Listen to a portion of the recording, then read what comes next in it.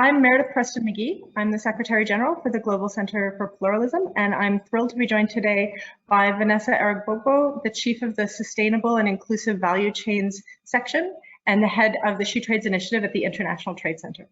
Vanessa, welcome from Geneva. It's great to have you here.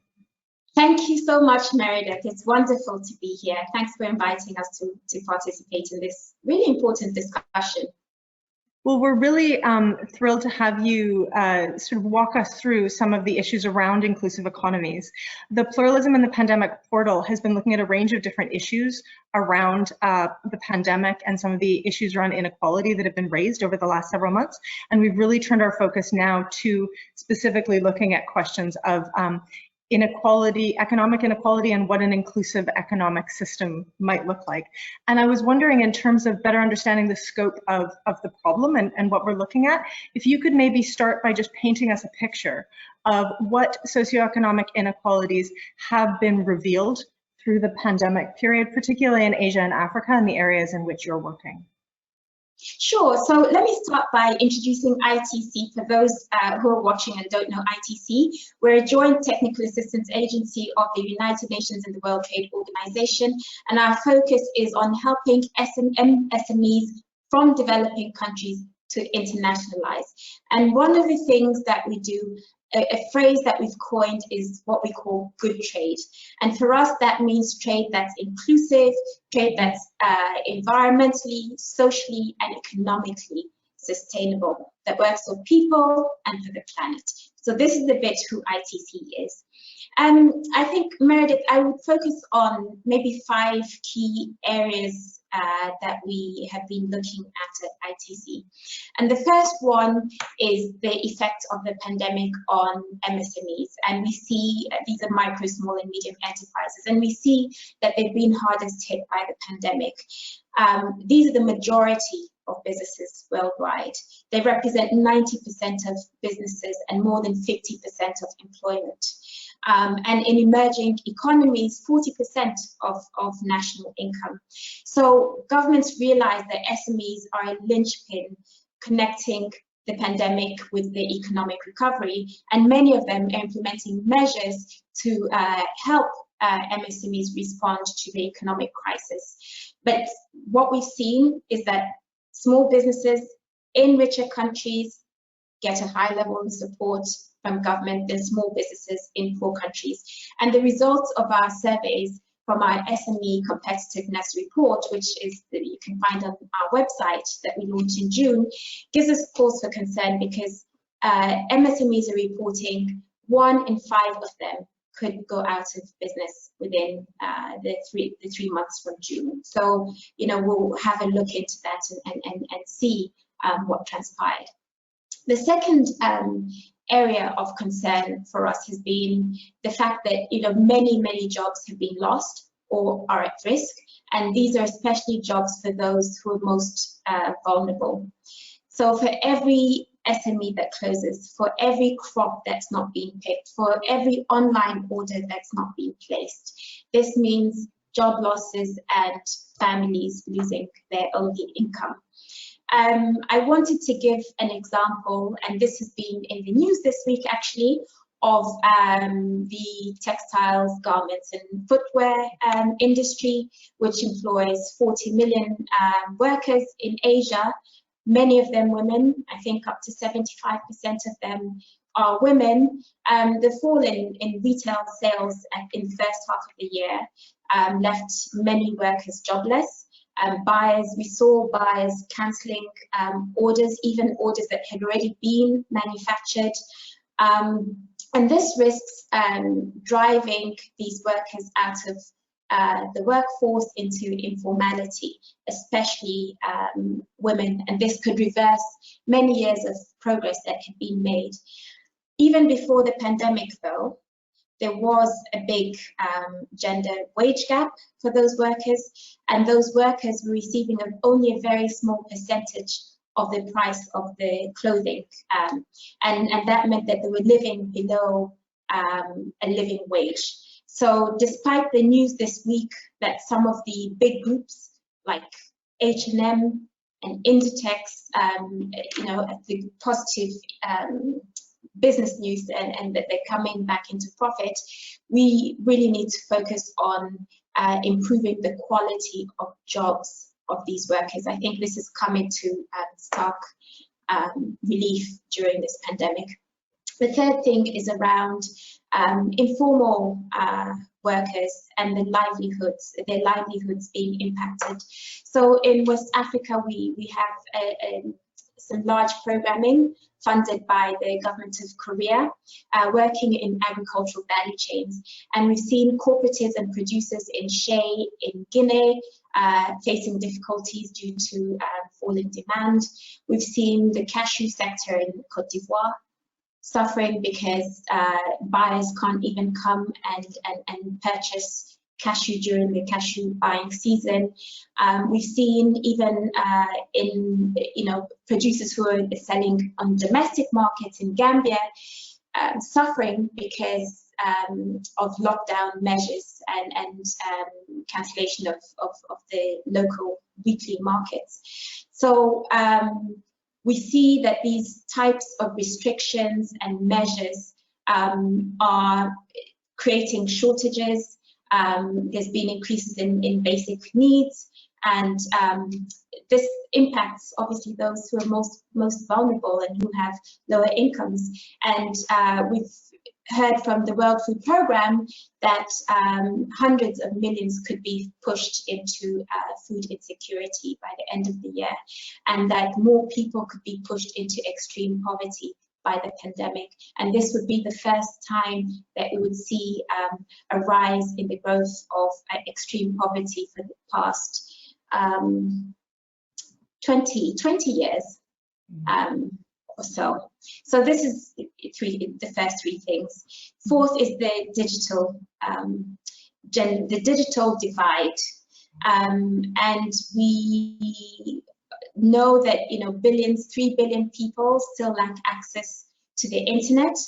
The digital divide cuts across so many spheres. It cuts across within rich countries. It cuts across rich people and poor people.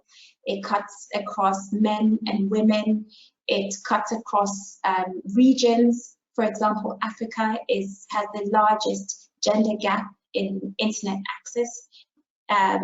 So this has been a real issue that has been brought to the fore by the pandemic, which has accelerated the transition to the digital economy. Markets have moved online. Life-enhancing services have moved online. Education, health, finance became virtual overnight. I mean, even I'm sure yourselves felt that in Canada. We felt it in Switzerland, overnight, having to completely transform the way in which we work. And whilst perhaps you and I may have felt relief at the cut in the daily commute, 3 billion others have been disconnected from important resources such as information and education. And this is, as a parent, a big concern for me to see children really missing out from education. And I look at family in Africa, where in many countries they're not going back to school until next year. So in some of these countries, many of these children really risk access to support services, to meals. We saw a big campaign in the UK by one of the leading footballers on free meals for school children continuing over the summer, because schools provide such an important source of support for these children. And finally, I would point out the gender inequalities being further exacerbated. Women work in more vulnerable jobs. Women tend to, especially in the countries that we work in, they tend to work in sectors that have been most hit by the crisis, in tourism, in hospitality. And likewise, women-owned firms tend to operate in some of the industries most immediately affected by the crisis. Our surveys for the SME Competitiveness Report showed that 64% of women-led firms declared that their businesses were significantly impacted compared with 52% of male-led firms. So these are the 5 key areas I'd say that we're really focusing our efforts on at ITC, and we're seeing really matter when it comes to addressing some of the socioeconomic impacts of the pandemic. Vanessa, you paint a really bleak picture at the moment, and I know it is really troubling for, as you say, for more than 3 billion people around the world at this moment. And there's a couple of things I'd really love to unpack a bit with you in terms of how we could begin to reimagine the global economy. I mean, you talk about how some of these inequalities around the garment sector, for example, are already baked into the system, even pre-pandemic. This isn't that these systems were equitable and now they're in crisis. These were systems that were inequitable to begin with. I think the second thing that really comes out for me of your 5 points is the social inequality, the lack of a safety net, the lack of access to some of these basic services around the world. I very much share your thoughts on the digital divide. I mean, my children were able to to continue their online learning, and we know, for example, in Canada that the access to the internet among Indigenous populations is considerably lower than others in Canada, and so we were already seeing that gap, of that education gap, widening. And you widen the education gap, you widen the inequality around access to economic opportunities in the future. I mean, everything connects through between them. I wonder if you can talk a little bit about how you would reimagine first these inequitable economic systems that pre-existed, that are leading to some of these challenges. How should these be reimagined? How can they be built back in a way that starts to build a more equitable economic society that also does recognize that we are still in a globalized economy? You talk about cashew traders not being able to move, or garments, as everyone seems to be working in their pajamas. Nobody's buying fancy clothes anymore, and you see these reductions. That's part of the global impact that workers in Bangladesh or in Cote d'Ivoire will be impacted by. So within that globalized system, how do you start to push back against these systemic inequalities as we start to recover from the pandemic? I think we've all been working on these issues for a number of years, but we were caught so much by surprise, and the ground has really shifted beneath us. So one thing to highlight is that everything has changed. The starting point being changing consumer demand. So existing value chains are changing, new value chains are being created. For example, that was a bleak picture, but there are new opportunities being created in personal protective equipment, in disinfectant for healthcare settings, in different types of garments, masks, in there's a number of different digital services.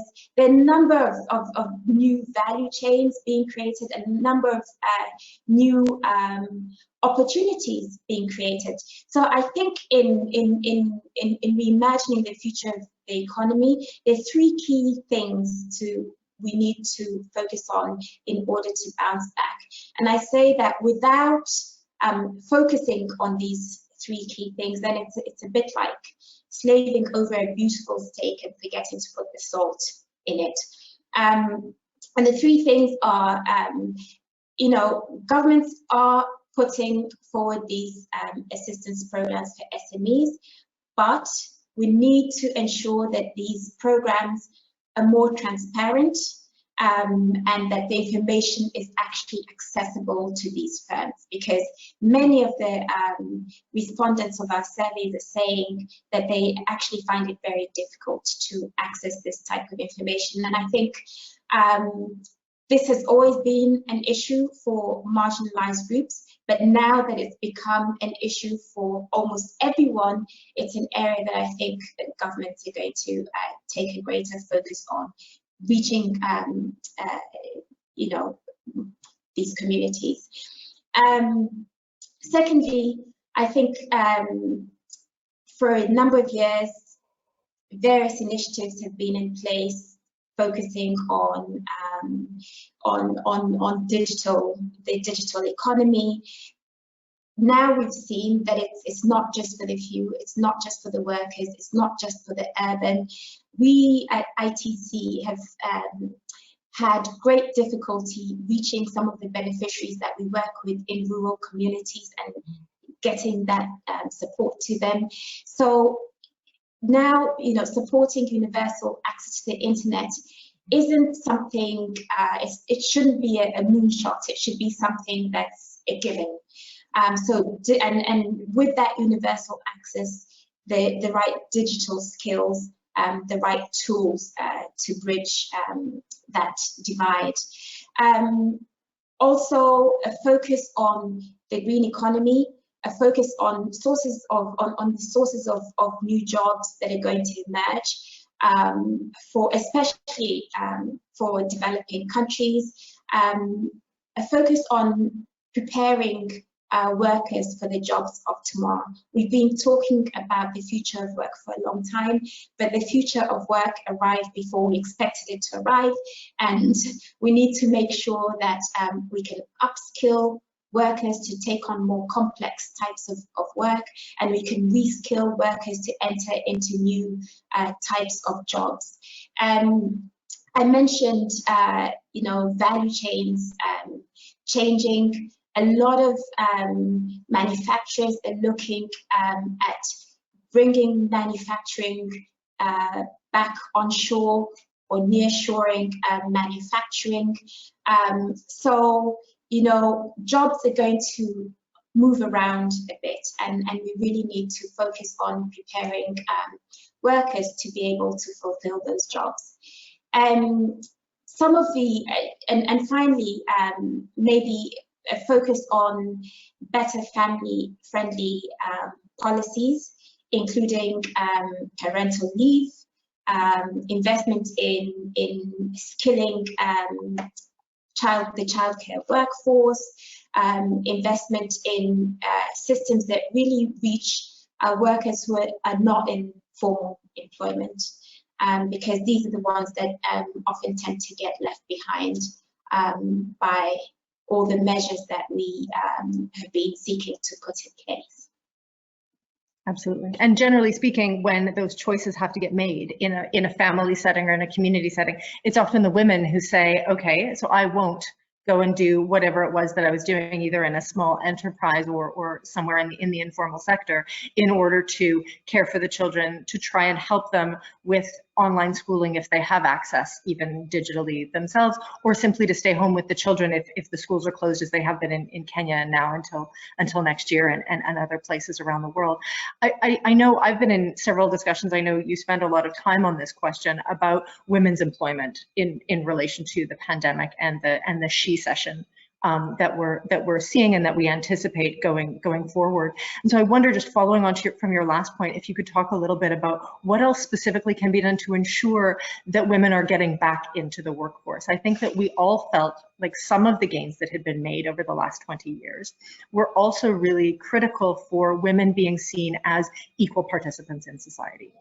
That you educated girls on the same basis that you educated boys, that women had the same rights in society. And as we see this retreat into domestic spaces, does this potentially risk not only their economic activity, but some of these wider questions? And what do you think needs to be done right now to really push back on that? I know it's something we've all noticed. So what do we do now to make sure that we don't see the level of she-cession that we're anticipating? And you know, this is an issue for all of us. It's not an issue just in Asia or Africa. It's an issue for all of us. So as you may know, ITC has been indeed focusing on women in the economy for a long time. We have an initiative called the She Trades Initiative, which is connecting 3 million women to markets by 2021. And it's really a focus on making sure that women can benefit from their participation in trade, not participate more in trade, but actually benefit from the hard work that they're already doing in trade. I think, you know, I always start with the need to address stereotypes. I know these seem like soft issues, but these are the issues that really are the root of many of the challenges that we face.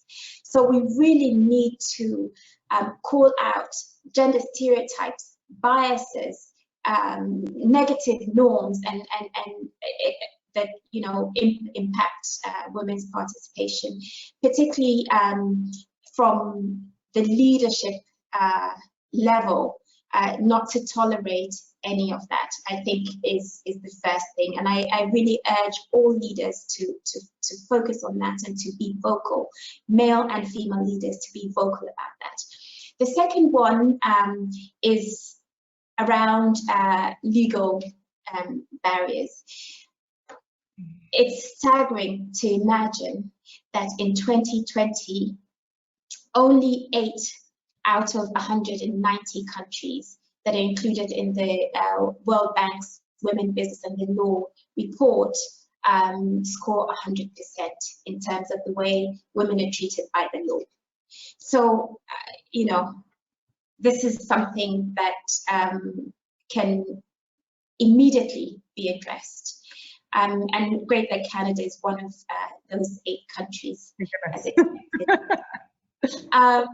Then the third one I think that we can look at is we don't have to wait for, you know, governments talk a lot about gender equality, and they actually don't need to wait for anyone else to do something about it. Governments have this huge tool at their disposal, and that huge tool is on their own spend. So they can actually create markets for women entrepreneurs by increasing the public procurement opportunities for marginalized groups such as women and such as SMEs. And this can be done in many ways. We have some really great examples of governments who are successfully doing this. Governments like the government of Chile, which through its Selo Mujer program is now reaching 20,000 women entrepreneurs by, you know, putting out low-value procurement tenders, by pushing their procurement online, by creating more transparency around procurement, by creating a seal that looks for, that is able to certify either women-led businesses or companies that employ a lot of women to access these opportunities. So I think these are a few of the things, but likewise, the private sector also has an important role to play in expanding economic opportunities through increased participation in the supply chains. One thing that has been an even greater challenge during the coronavirus, we know that there's an access to finance gap for women entrepreneurs and for women generally. So, and it's been made worse during this crisis because, you know, women and SMEs haven't been able to make sales. The private sector can support through creating liquidity in the supply chains by advancing payments or making sure that they pay their suppliers on time, by providing guarantees to banks and other supply chain financing options.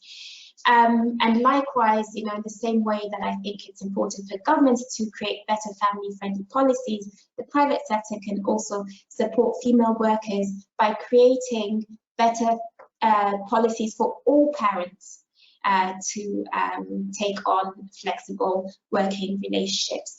Support programs for women who are experiencing, we have heard reports that women are experiencing greater gender-based violence during this pandemic, being families being locked up. for extended periods. So these are some of the things I think we can do. And finally, as an international community, we need to continue the dialogue, to continue the cooperation, to continue the information sharing. In the trade community, back in 2017, we adopted what we consider a really landmark declaration, the Buenos Aires Declaration on Women in Trade. And that really raised the level of ambition. For the first time, we brought gender into the heart of trade.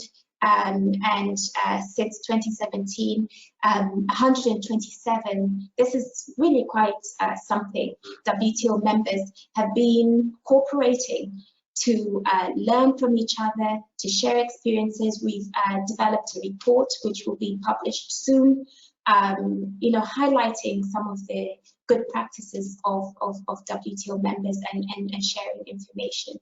So I think now we need to build on that declaration and really accelerate the momentum to ensure the outcomes that we envisaged when we first set out to bring gender to the heart of trade.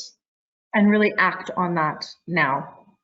Exactly. I wanted to take you back. You mentioned the role of the private sector in supporting women in trade, women's employment at this point, and I think the notion also of making it culturally the norm that family-friendly spaces are what corporate spaces should be around the world is so important in terms of that leadership role.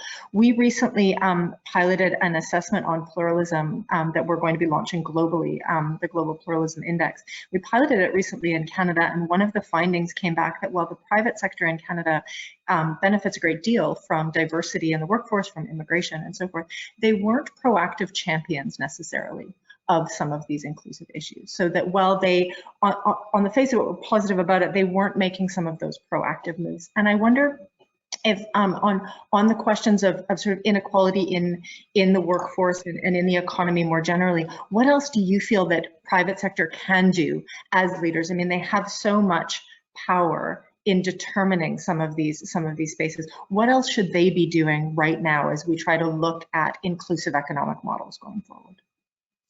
Well, for one, I think the private sector should be expanding the scope and footprint of their diversity and inclusiveness programs beyond mature markets. And actually, I'm a bit surprised to hear the results of your survey, because one often thinks of companies in North America as being leaders, North America, the Nordic countries as being leaders on diversity and inclusion measures. And what I would like to see is them expand their footprint. You give an example of a company like UPS.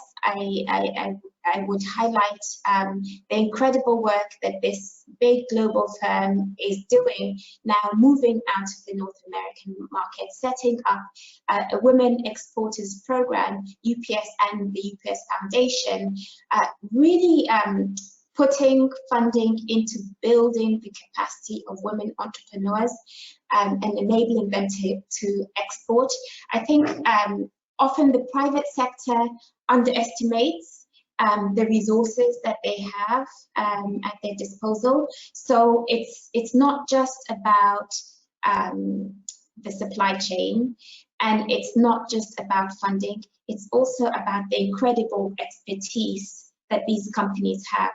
So a company like UPS or another company that we work closely with, Msmes, they provide a service from their employees who give training and coaching on very specific things like logistics, shipping, warehousing, tariffs, trade regulations, really important and specific knowledge that they are actually the experts at. So This is one area that I think the private sector can do, is really leverage the expertise of their workforce to help lift everyone else up. The second thing I think is around partnerships, especially on the issue of financing the Sustainable Development Goals. We've seen, even before the pandemic, we were lagging on some of the SDGs, and that's why the Secretary General kicked off a decade of action this year to make sure that we could accelerate the progress. And one big issue is that there's a big gap in financing, several $1 trillion gap in financing the SDGs. And on the one hand, investors, there's no shortage of investor capital. But on the other hand, there's a perceived high risk of investing in some of these economies and in some of these companies. We think that by partnering with philanthropy and with governments and with civil society, that there can be some innovative models come through. I always say, we put a man on the moon back, I don't know, 50 years ago. So this isn't really rocket science. We can put our heads together and figure out some innovative models that can make sure that investment flows into you know, these issues, social good. And then finally, I want to touch on the environment and climate change, because, you know, we've seen that, I guess this is the defining issue of our time. I have a 17-year-old daughter who is, you know, constantly talking about these issues, and it's great to see young people really engaged on these issues. I think the private sector really needs to seriously implement the commitments that they've been making over recent months on accelerating climate investments, on accelerating climate action. And this is important because the most vulnerable to the risk of climate change are those in the poorest countries. It's the, you know, the farmers, the herders, the fishers who really depend on natural resources for food and income that are being the hardest hit. So if the three things I would say is, one, leveraging all their resources to lift up everyone, including the expertise of their staff. Two is you know, innovative financing mechanisms, partnering with broad stakeholders. And three is this focus on climate action. That's wonderfully concrete as well. And I think, as you say, the overlap between those who are most affected by the economic impacts of the pandemic and the pandemic itself, the health impacts, are also those most impacted by climate change in this moment. And so that's really where the focus needs to be. When we consider pluralism as a concept, we see it as something that's very action oriented and positive, that this is positive embracing of all of these diversities and challenges that we have, and finding a way of building something that's stronger and better. And so as we conclude, I was wondering, we like to try and conclude on a hopeful note, and I wanted you to just maybe give us an example of something else that's been really inspiring you during this period. I think sometimes we feel that innovation and creativity does thrive in times of constraint and crisis, and so there are new things that are emerging. And so I wonder if we could maybe conclude with you just reflecting on what's really been inspiring you in this moment. You know, I think the thing that inspired me just so much is the work that many of our women entrepreneurs have been doing during the pandemic. So many of them have been making sure that they continue to pay their employees even when they're not earning a living. Many of them have been focused on turning their production to services and products that would support their communities. We had an example in the Gambia where tour guides, you know, young people who had been trained to be tour guides, of course, no longer had any business, and went out and used those skills to spread public health information in the rural communities. You know, it's been really inspiring to see how the people, it seems to me like the people with the least have been the ones who have really stepped up to give the most, to mentor, to offer advice, to offer to open their networks. And that for me has been really, really inspiring. So, you know, we've all been in the same storm. We've been in different boats, some in strong boats, some in weak boats, and it's been really inspiring to see how everyone seems to have rallied around to help each other. Because, you know, we think of the economy as this big thing, systemic obstacles is this big thing, but really it's us as individuals who make it turn and who can make the difference. Many of us doing many little things are what can make the big difference in the end. Absolutely. It's about individual choices and actions. We can all choose to be more inclusive. We can all choose to take action against the inequalities that we see. And I think that's a really, that's a great point to conclude on, to be inspired by those who have the least doing the most to really include and support those around them.